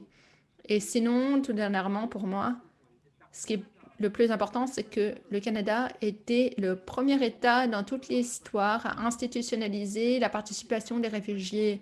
C'est une chose qui était très qui m'a donné beaucoup d'enthousiasme, mais c'est vrai que c'est difficile pour faire des progrès. Il y avait beaucoup de progrès de certains ministres au Canada pour qu'il y ait un service de conseil pour les réfugiés. Et il y avait 12 leaders au Canada qui, avec le gouvernement, les ont conseillés, ont travaillé étroitement avec eux sur les politiques et les engagements sur la question des réfugiés. Et qui souhaitaient aussi voir comment les réfugiés pouvaient jouer un rôle crucial. Il faut les responsabiliser, les réfugiés, pour atteindre un tel niveau de ce côté-là. Aussi, j'aimerais annoncer que il faudrait peut-être institutionnaliser la participation des réfugiés. Et c'est vrai qu'il y a 20 autres pays. Il faut le faire dans 20 autres pays, à part le Canada. Il faut arriver à ce niveau dans d'autres États. Il faut travailler avec les leaders réfugiés dans ces États afin de les soutenir pour qu'ils puissent amplifier le rôle qu'ils jouent, tout en apprenant pour faire des progrès, pour voir ensuite comment des États, des faiseurs de politique, des chercheurs, la société civile et les réfugiés peuvent collaborer pour effectuer de meilleurs changements. Il ne s'agit pas de gagnants et de perdants, il ne s'agit pas que tel ou tel parti doit faire telle ou telle chose. Non, il s'agit d'inclusion, il s'agit de ce modèle collaboratif qui nous mènera à de meilleurs résultats. Mustapha, merci. C'est vraiment incroyable comme information et c'est beau d'entendre qu'il y aura un tel programme de mécanismes pour assurer que les leaders réfugiés dans d'autres pays vont pouvoir faire partie de la réponse. Ambassadeur Ray, je reviens vers vous car je sais que vous êtes à presque court de temps et vous avez été si aimable d'avoir participé à ce panel entre tant d'autres engagements. Pour développer ce qu'a dit Mustapha et ce qu'a dit Anna, c'est vrai qu'il s'agit de construire ce cœur de voix pour qu'il y ait la force en quantité, la force de la société civile. Et comme a dit Jennifer, il ne faut pas les voir en tant que questions séparées. D'après ce que vous voyez à New York, comment pensez-vous pouvoir rassembler cette masse essentielle? Quelle est l'opportunité, comme nous l'avons fait dans le passé, en répondant aux réfugiés de l'Indochine en la fin des années 70, le début des années 80? Et ça, c'était un point de pivot entre la société civile et les gouvernements. Et il y avait cette intersection très large qui s'est rassemblée pour demander des solutions. Et tant que vous êtes toujours là, nous aimerions savoir ce que vous avez à dire. Quelle opportunité envisagez-vous et comment est-ce que nous tous, sur cet appel et ces 120 participants ici, qu'est-ce que nous pouvons épauler pour avancer, pour faire des progrès vers des solutions de façon collaborative, de façon commune, au niveau de l'Amérique du Nord et globalement? Bob, je vous passe la parole. Ouf, quel gros sujet! Mais tout d'abord, j'aimerais vous remercier tout le monde pour leur contribution inspirante et la façon dont ils ont élargi ma façon de penser au niveau de ce thème. Je pense que la raison pour laquelle c'est important, c'est d'autant plus important, c'est à cause de la COVID, parce que la COVID a intensifié les problèmes essentiels qu'on a décrits. Tu as parlé du défi croissant de la migration qui devient de plus en plus important. Le problème qui sera exacerbé à cause de la COVID, à cause de l'impact économique de la COVID dans les Amériques et en Afrique, et beaucoup des parties de l'Asie.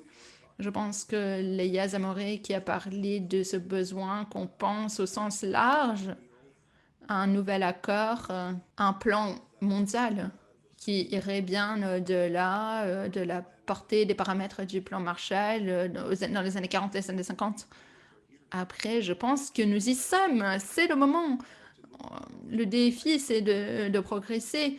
Et moi, j'ai l'avantage depuis le jour que je suis arrivée ici, étant coprésident de la finance et du développement dans le groupe de travail aux Nations Unies, coprésident avec la Jamaïque, en travaillant, en coopérant avec le secrétariat. Nous avons travaillé pour voir comment trouver un effort mondial pour gérer l'impact de la COVID sur la santé, l'impact socio-économique, l'impact financier aussi. Et très franchement, la crise des réfugiés n'est pas séparée de tout cela. Ça se trouve au cœur de ce thème. C'est pour cela que nous devons vraiment réfléchir au sens large. Et j'apprécie vraiment ce qu'on a dit en disant que vous ne pouvez pas dire à l'Europe ou à la Turquie quoi faire. Et c'est vrai, nous ne pouvons pas. Nous devons collaborer avec les autres pour voir ce qui a été fait. Et c'est vrai, Léa l'a très bien dit que nous devons comprendre la crise de sous-développement, ce qui se trouve au cœur de la raison pour laquelle il est réfugié.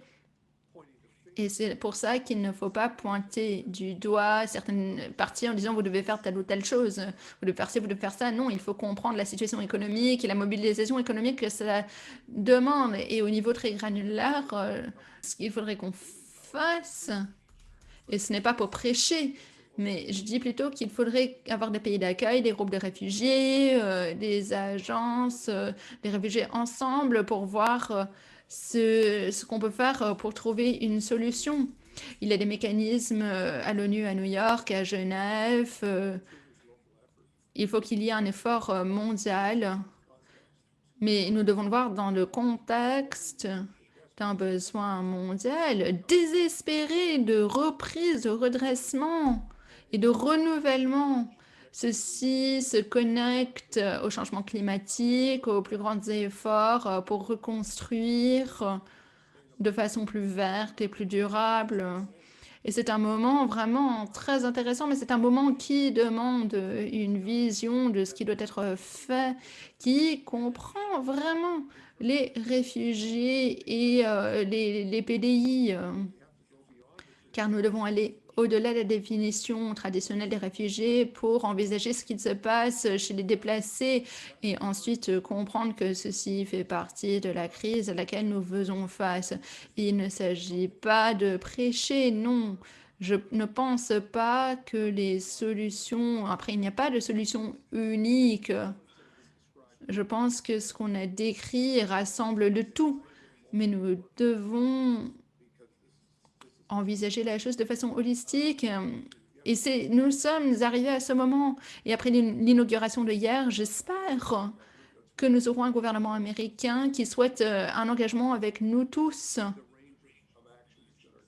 pour définir la portée, une gamme d'actions requéries pour améliorer le monde. Je suis désolée, navrée, que je dois vous quitter maintenant. I want to say thank you. I know that there's a lot of us cheering you on. Thank you, sir. Je voulais vous remercier To build from that point, because et je voulais rebondir sur ce point parce que les personnes qui ont travaillé sur ces sujets depuis si longtemps et qui ont tenté de faire valoir et de manifester toutes ces questions dans le contexte de New York, eh bien, il y a tellement de questions également qui se posent avec Genève et il y a ce système en fait qui est divisé qu'il faut aborder. Et ceci me mène à Jennifer et au point qu'elle a soulevé par rapport au fait que si on va aborder ces distinctions et ces questions qui, qui se posent au niveau structurel, si l'on veut aborder cela comme une partie du changement dans la structure dans laquelle nous travaillons, eh bien, cela me ramène au point que Léa a soulevé. On ne peut pas progresser sur un sujet sans progresser sur tous les autres. Anna, vous nous avez donné une vision du moment avec l'approche nord-américaine. Et Jennifer, je me tourne vers vous maintenant avec cet enthousiasme de la part de certains groupes de citoyens, de certains groupes de communautés. Où sentez-vous qu'il y aurait des opportunités d'approche collaborative? Où sentez-vous que l'on peut faire avancer tout cela? Thanks. So really big questions, and I'm struggling a little bit to pick. C'est des questions vraiment très, très vastes. En fait, j'ai beaucoup de mal parce que là, c'est des réflexions et les domaines spécifiques de collaboration en Amérique du Nord. Et puis l'ambassadeur l'a dit, en fait, il faut penser à un cadre beaucoup plus global pour répondre à ces questions. Je vais peut-être commencer par penser à ce cadre global et puis ensuite m'intéresser aux questions et aux réflexions et aux opportunités immédiates qu'il faudrait saisir. Je pense qu'il faut être conscient que nous sommes à un moment d'une grande perturbation, d'un grand changement. C'est vraiment une opportunité politique que nous avons devant nous. Franchement, je vous le dis, c'est le moment de nous sentir connectés, mais c'est un défi aujourd'hui de se sentir connectés alors qu'on télétravaille, qu'on travaille tous depuis la maison. C'est-à-dire que c'est difficile de sentir cette opportunité. C'est-à-dire que souvenons-nous du sens de ce moment, de la signification et pensons de façon stratégique parce que c'est une fenêtre qui s'ouvre maintenant, mais il va falloir saisir l'opportunité parce qu'elle ne va pas durer. Et je pense qu'il faut être très créatif. Je pense que c'est toujours un grand défi de travailler avec de grandes institutions et que le système est plein de grandes institutions. Il n'y a pas seulement le HR, il y a bien d'autres grandes organisations et il est très difficile d'apporter dans ces grandes institutions de véritables innovations. Mais je pense que c'est l'heure d'être ambitieux et de rêver et de saisir vraiment ce chamboulement pour tenter de faire des petits changements qui vont s'accumuler. Et moi, je crois que c'est le moment également de transmettre de grandes idées, des idées de transformation. Alors, j'encouragerai tout le monde malgré les défis posés par la COVID, j'encouragerai tout le monde à faire preuve d'ambition parce que c'est ce dont on a besoin à l'heure actuelle.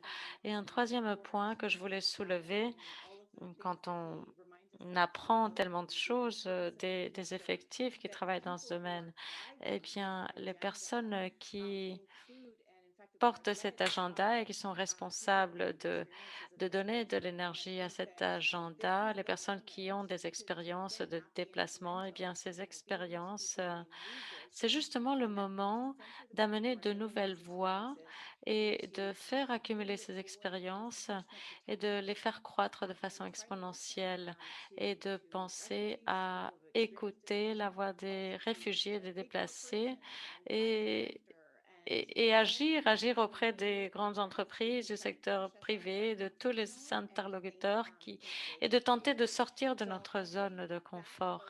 Alors voilà, je dis cela par rapport aux grandes questions et je dirais aussi qu'il est très, très dur d'y parvenir, même si enfin depuis la maison. C'est très, très compliqué de faire tout cela depuis la maison, malgré les technologies et les moyens qu'on nous donne. On travaille de façon formidable avec les personnes, mais c'est bien de se réunir pour travailler, et pour rassembler des idées. Et aujourd'hui, c'est beaucoup plus difficile de le faire. Je voulais également destiner une petite minute à quelque chose d'autre. Il est important d'insister sur l'agenda de la réinstallation et des trajectoires alternatives. C'est un outil et des fois, on ne lui accorde pas suffisamment d'importance parce que maintenant, nous sommes à un moment où l'administration Biden va reconstruire le plus grand programme de réinstallation du monde.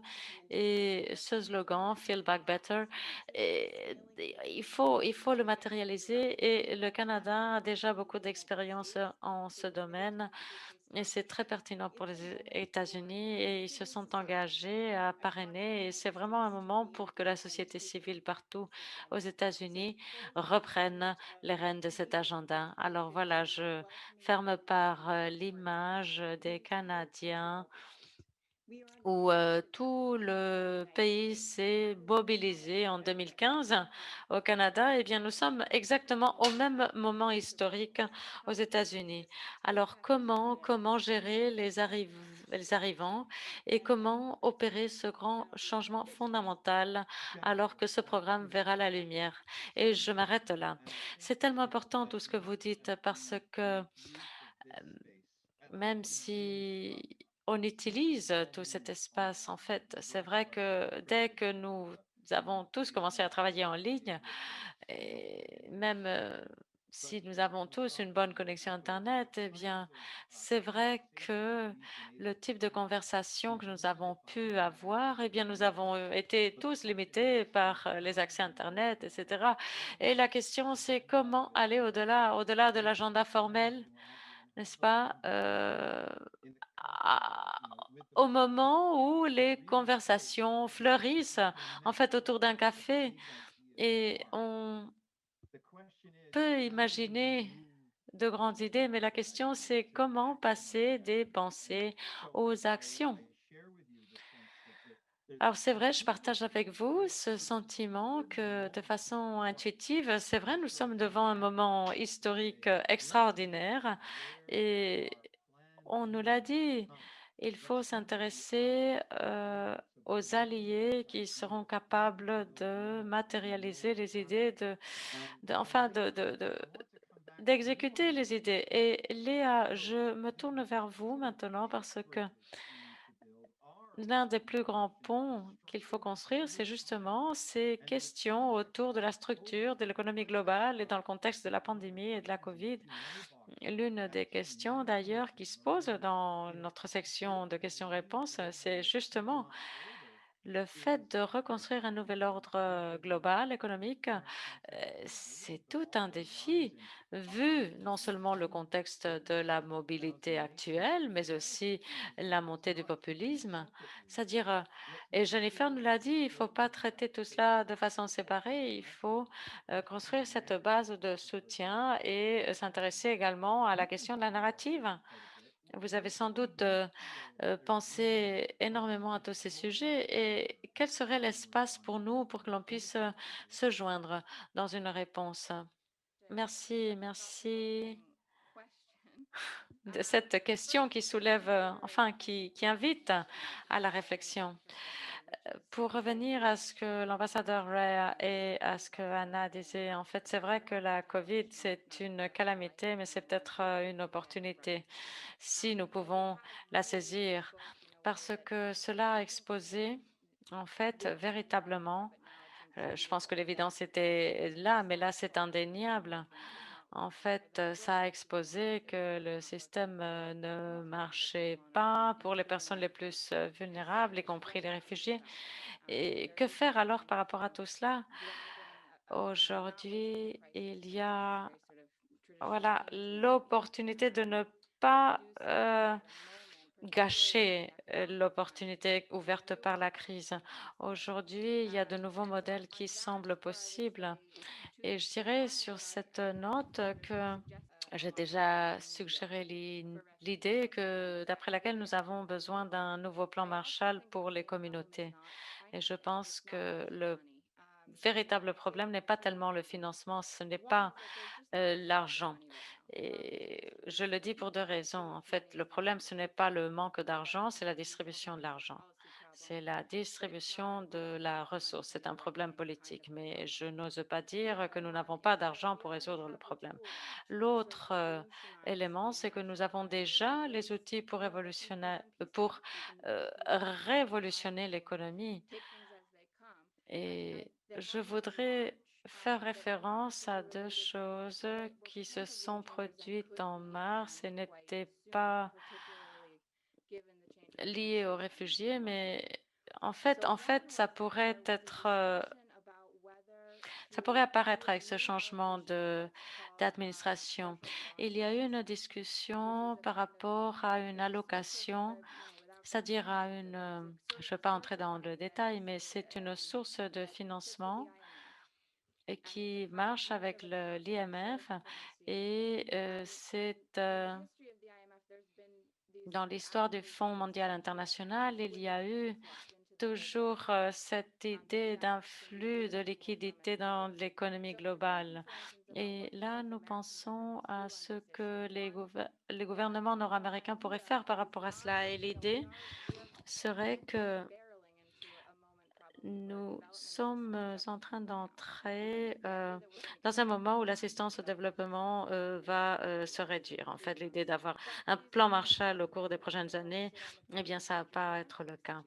Mais aujourd'hui, les institutions financières pourraient utiliser leur rôle de gouvernance pour tenter de piloter ce type de conversation. Il y a eu ce moment au mois de mars où il aurait paru que la plupart des gouvernements travailler avec les institutions financières internationales et considérer, envisager cette possibilité d'avoir de la liquidité pour pouvoir financer des questions basiques comme des vaccins ou des soins médicaux ou des fournitures médicales. Et ça vraiment, je pense que le blocage initial qui s'est produit, c'était le blocage des États-Unis qui joue un rôle majeur au sein des institutions internationales financières. Et là, en fait, voilà, il faudrait cette infusion de liquidité globale. Ou alors, il faudrait travailler aussi dans les pays d'accueil des réfugiés. Il faudrait reconnaître leur rôle. Il faudrait également travailler sur cela. Et aussi l'allègement de la dette. Dans ce cas-là, en fait, il y a eu certains progrès et je pense que c'est crucial. Si l'on veut un plan Marshall pour un pays comme le Liban, par exemple, le Liban dédie 50% de son budget à payer la dette. Et en fait, on ne peut pas avoir plus d'aide au développement euh, si on a cette dette à honorer. C'est-à-dire que là, en fait, encore une fois, je reviens à la redistribution. C'est vraiment la canalisation de cet argent. Nous avons des mécanismes pour redistribuer. Et là, c'est des conversations qui n'avaient pas trop avancé avant la COVID. Et il aurait paru qu'il y avait un moment au mois de mars où ça aurait pu avancer. Je pense que l'on pourrait reprendre cela parce que c'est vrai que les effets de la pandémie sont sans précédent et qu'il y a un moyen de penser grand, d'être ambitieux malgré la réalité politique que nous avons. Et je sais qu'il n'y aura pas de grande croissance de l'assistance au développement, mais je pense que la façon d'agir serait de créer un grand stimulus et je pense que nous devons poursuivre ce chemin si l'on veut matérialiser et changer les conditions de protection des réfugiés. Merci, merci beaucoup, Lia. Et je pense aussi que la conversation entre Jennifer qui nous a dit que nous avons besoin d'une grande vision et votre articulation, c'est-à-dire par rapport à comment vraiment euh, matérialiser cela dans des étapes vraiment assez tangibles. euh, Enfin, je ne vais pas tellement lier ces deux points, mais je vais également euh, faire appel à Elizabeth Ferris qui pour elles nous disent, enfin, ces questions ne sont pas tout à fait nouvelles. Maintenant, je vais vous passer la parole et je vais vous dire, nous allons ensuite passer aux commentaires de conclusion. Mais Beth, je voudrais connaître votre perspective par rapport à ces sujets et par rapport à la société, le système des Nations Unies à New York et le travail sur le plaidoyer de cette reconnaissance, en fait, des personnes déplacées internes et le fait de ramener ces populations qui sont souvent exclues et qui sont exclues depuis 15 à 20 ans. Et je voudrais savoir s'il y a eu un progrès là-dessus. Je dois me référer en fait à mon mentor, Glor, qui disait que le changement demande du temps. Alors, comment commencer à réaliser ce changement? Oui, je voudrais revenir sur certaines idées. Et je suis tout à fait d'accord avec la suggestion d'Anna par rapport à la perspective en Amérique centrale et du Sud. C'est-à-dire, non seulement nous avons besoin des gouvernements, nous avons besoin de la société civile, des académiques, etc. Et sinon, on ne va pas pouvoir fonctionner. Et j'aime bien les commentaires de Lia. C'est vraiment une pensée non traditionnelle pour donner du soutien aux réfugiés dans les pays d'accueil. C'est vrai que le fait de demander plus d'aide humanitaire, c'est un standard dans la plupart des réunions, mais c'est vrai qu'il faudrait s'intéresser aux instruments proposés par les institutions financières internationales. Et Jennifer, en fait, c'est vrai elle est en train de bâtir une idée par rapport à la protection et de penser aux agences de réinstallation aux États-Unis qui se tournent vers comment les agences canadiennes ont déjà fait leur travail. Et je pense que les pays nord-américains, en particulier le Canada, vont aider aux États-Unis à placer les réfugiés dans le rôle qui leur correspond, les inclure dans les délégations, leur faire participer. Et il faut utiliser les possibilités d'opérer ce changement structurel. À part toutes ces suggestions, en fait, une autre façon dont l'Amérique du Nord pourrait travailler, c'est l'idée du changement climatique. Ce n'est pas quelque chose qui arrive dans le sud global, c'est une chose que nous voyons partout et certainement nous n'avons pas toutes les réponses. Mais si nous pouvons essayer des programmes pilotes en travaillant avec des maires ou des communautés indigènes, qui vivent déjà les pressions du changement climatique. Ce serait peut-être une manière de stimuler le débat sur ces thèmes et encourager les gouvernements partout de prendre ces questions de déplacement, de changement climatique au sérieux. Donc, il y a déjà énormément de bonnes idées à suivre et je vous donne la parole, James, pour conclure joliment. Merci. Et je pense que c'est si important, surtout... C'est vrai qu'il y a énormément d'actions dont nous n'avons pas encore parlé, par exemple les maires, les municipalités, les communautés indigènes et leur lutte pour les droits. C'est le lien avec la lutte pour les droits de la part des réfugiés, ou par exemple au niveau de la réconciliation au Canada. Quand j'ai parlé de la reconnaissance terrestre, ça, c'est un rappel de la lutte pour les droits et les solutions pour les réfugiés. Qu'il y a un lien entre ça et beaucoup d'autres questions aujourd'hui. Ce que je comprends de cette conversation, c'est que il y a un besoin qu'il y ait une vision au sens large que nous encourageait Jennifer, qu'on puisse prendre confiance dans ce qu'a dit Bob Ray, en comprenant qu'il y a un appétit pour que cette large vision soit articulée. Il y a un besoin de voir comment nous pouvons connecter tous ces points et comment toutes ces parties qui semblent être séparées peuvent être en fait rassemblées. Nous devons réfléchir à ce que devrait être ces rapproches avec une grande vision. Et en pensant à cette 70e anniversaire de l'UNHCR, il s'agit d'apprendre les leçons des organisations en voyant où le changement a pu être possible dans le passé. Comment est-ce que ces changements réussis peuvent nous informer pour voir quelle pourrait être la grande vision actuellement et en regardant vers l'avenir, en entendant ce qu'a dit Léa et ce qu'a dit Anna. Et c'est vrai qu'il y a cette question. Il s'agit d'identifier quels pourraient être ces moments essentiels de changement. Ou y a-t-il ces moments au niveau des réunions entre dirigeants, chefs d'État, le G7, le sommet qui aura lieu, où l'on pensera au changement climatique? Et c'est clairement le moment de repenser l'économie globale, surtout après la Covid. Donc, où se trouvent ces moments saillants où cette vision peut être intégrée à la conversation, où se trouvent ces moments où ces parties, ces fondements peuvent être construits en avançant vers cette vision. On a entendu dire Jennifer, Mustapha, et comme Beth l'a dit dans sa dernière contribution, comment nous assurer qu'en articulant cette vision, que tous ceux qui se trouvent autour de cette table figurative fassent entendre sa voix, les leaders, les communautés d'accueil, la société civile, les organisations.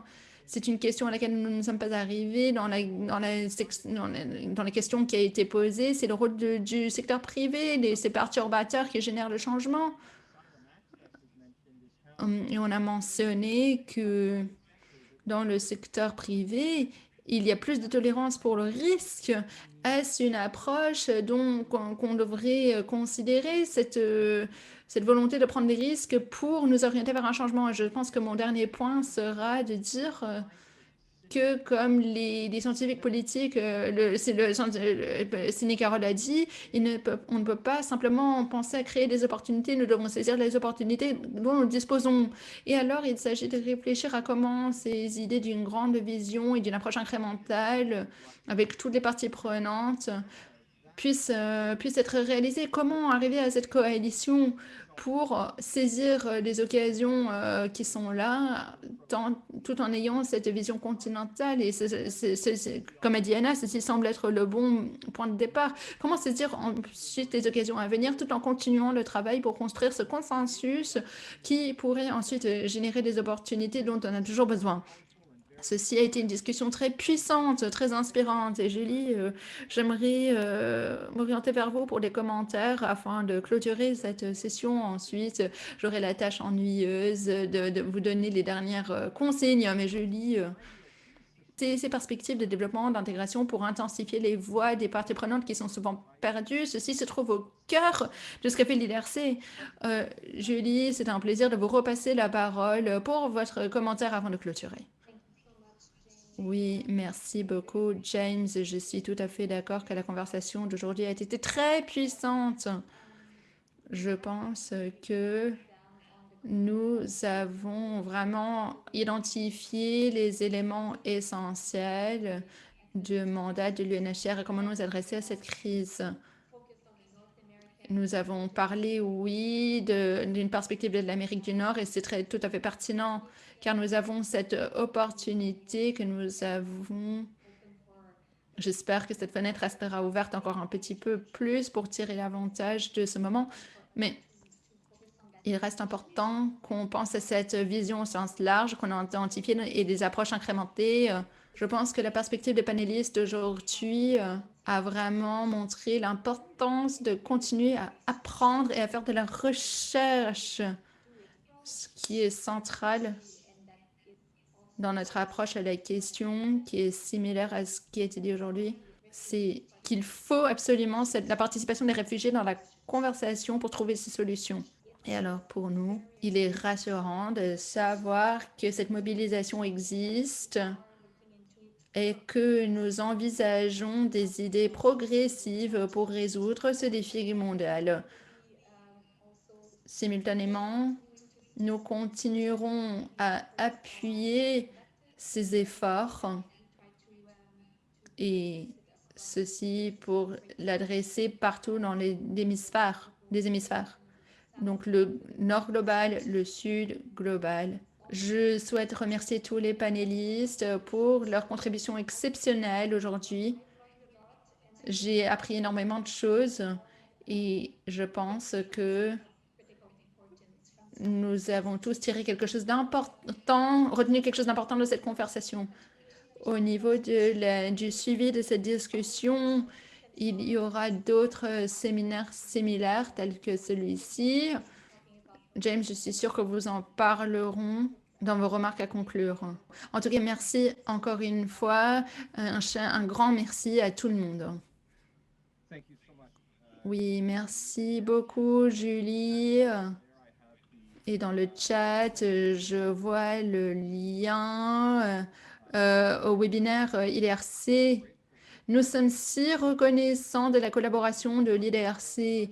Il y aura une série de webinaires mensuellement en février, en mois de mars, pour traiter des questions, des perspectives de la communauté, des chercheurs et des grandes communautés dans le sud global. Veuillez consulter le site web pour des mises à jour et des actualités. Vous recevrez un sondage à la fin de ce webinaire. Je vous encouragerai gentiment de compléter ce sondage, de remplir ce sondage. Et si vous souhaitez vous inscrire à notre... pour recevoir des actualités, notre circulaire qui vient d'être publié, n'hésitez pas à envoyer un email à Learn à learn@carleton.ca pour recevoir ces emails. Pour ce qui est du suivi de ce webinaire, la discussion a été si enrichissante et il était extraordinaire de voir le fil commun qui a été tissé pour voir cette vision commune, cette stratégie collective pour les étapes suivantes. Jennifer, comme vous l'avez dit, il ne s'agit pas simplement de regarder les marges de la chose, mais il faut avoir cette grosse vision. Et ça, c'est le défi qui est devant nous. Nous allons préparer un rapport. Et le rapport de ce webinaire ira au comité de l'UNHCR. Donc, il y a une opportunité pour que c'est au comité permanent. Donc, il y aura un suivi. Nous suivrons, il y aura un suivi avec les présentateurs et nous suivrons avec vous tous qui ont participé à ce webinaire. Je souhaite remercier l'IDRC, Julie, d'avoir co-modéré cet événement avec moi. Et je souhaite franchement remercier des participants, les panélistes, pardon, qui ont eu cette tâche impossible de répondre à toutes ces questions dans un temps si court. Ils l'ont fait de façon si réussie. Je remercie Bob Ray qui a dû partir tôt, à Beth Ferry, à Léa Zamoré, à Mustafa Alio, à Anna Makouzé, à Jennifer Bond, à tout le monde. Je vous remercie pour votre participation. C'était extrêmement motivant dans notre travail et je me réjouis de collaborer avec vous. Je souhaite aussi remercier 2 groupes de personnes sans qui cet événement n'aurait pas été possible, qui travaillent en arrière-plan pour assembler la technologie, pour organiser ce webinaire avec plus de 150 participants partout dans le monde. Et avec l'équipe à Learn, avec Nadia et Jennifer et Richard et Stéphanie encore, et Juan et Rachel et Sahila. Ça a été extraordinaire. Et cette idée de dialogue il y a souvent un obstacle à l'idée du dialogue, et c'est la langue. Et j'aimerais remercier Sergio, Wella, Claudia, Belen, Ramon et Clark qui nous ont fourni un service d'interprétation. Ça n'a pas toujours été facile, mais vous êtes des professionnels incroyables et vous nous aidez à nous réunir et nous ramener à ce point où on peut se parler entre nous et sans parler les uns sur les autres. Les interprètes vous remercient aussi. Merci beaucoup. Muchas gracias. Thank you. Pour ceux qui sont ici avec vous, restez en bonne santé. Veuillez remplir le sondage lorsque ce webinaire est terminé. Nous nous réjouissons de vous voir à notre prochaine discussion et nous nous réjouissons de continuer la conversation ensemble. Merci à tous. Au revoir.